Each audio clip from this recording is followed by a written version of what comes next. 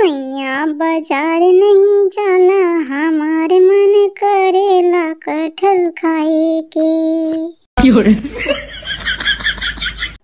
कहो फौजी, तोहार मन कटहल खाए के करत बा, लेकिन काहे? नो नो नो नो। खाली कटहरे खाए के मन बा कि कुछ और ही है फौजी? अरे फौजी के मन करे खाए के खटाई, यही से लार चुवत बा। झुनझुन वाले ने आइबा हो भैया नया समाचार बा। झुनझुन वाले ले आया हो भैया नया समाचार बा। नो नो नो नो।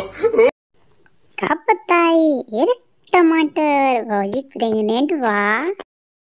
का बोला हो गोभी, भौजी प्रेजेंट बा। अरे बकलोल, प्रेजेंट नहीं प्रेग्नेंट बा, प्रेग्नेंट। जुग जुग जिया तो ललनवा के भाग जागल हो ललना। उतरलवा हमरा अंगना हो, हमरा अंगना के चंदवा हो।